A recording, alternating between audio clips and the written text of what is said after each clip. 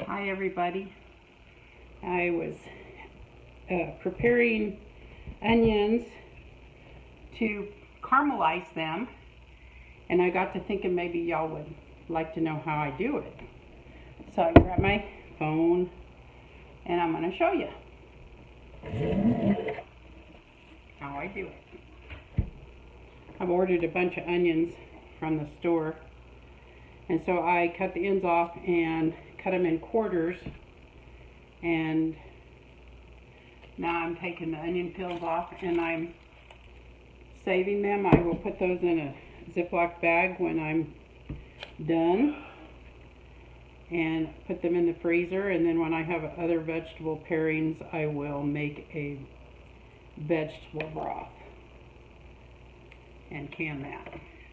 But what I'm going to do is I'm going to cook these in the crock pot and I'm going to cook them till they're caramelized, and then I'm going to dehydrate them, and I'm going to save the juice and save that for a broth as well.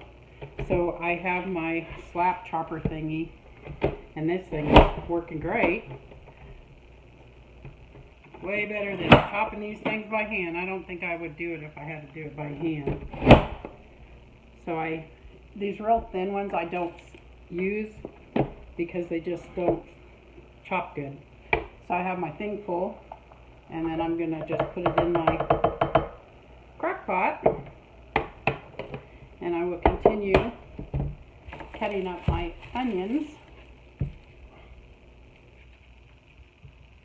And when I start these onions cooking, I'm going to start them on high for 4 or 5 hours, and I may put like a quarter of a cup of water in the bottom. It's not necessary because the onions will sweat and make their own juice, but I may do that just to get them started.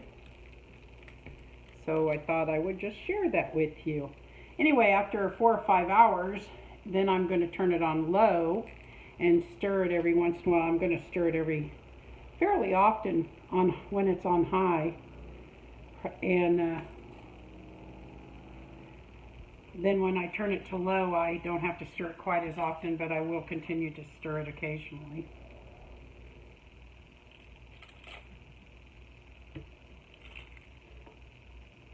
So I cut my ends of my onion off, cut it in quarters, and then peeled it, and I'm going to chop it up and stick it in the thing. Now that's weird. I wondered about that if I put it in a different way, and sure enough, these don't chop right. So I'm going to chop them. I wanted them in dices, not slices. So guess I figured that one out. Fortunately, I didn't do a whole gob of them before I figured it out. And if there's one or two, it's not going to be like a major thing, because they will cook down, and then I will, like I said, then I'm going to dehydrate them.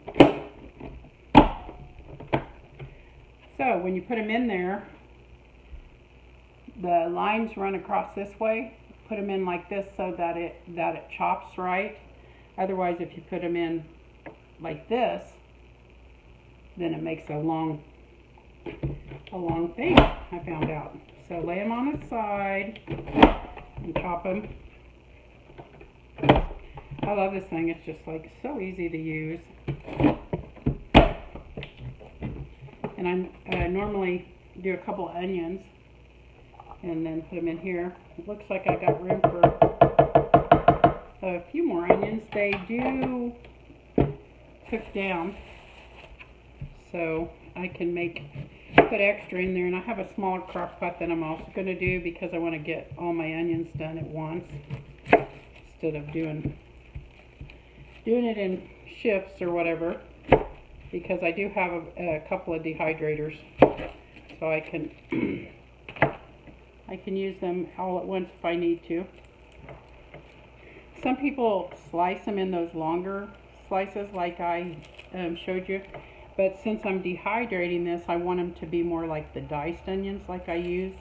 But I have not made these before, but I have heard that once you dehydrate them and use them in your cooking, they have like an extremely awesome flavor.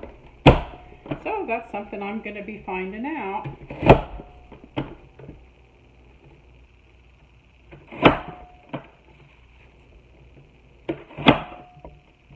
So what are you doing? Are you guys canning or dehydrating or freeze drying or what else is there? I like to have a little bit of everything. I like to have some dehydrated, some frozen, some canned, because you never know what's going to happen, and maybe your freezer go out or something. You want to have your, I call it not putting all your eggs in one basket. Anyway, well, I hope y'all have a great day. Just thought I'd share that with you. See you later. Don't forget to like and subscribe. Bye-bye.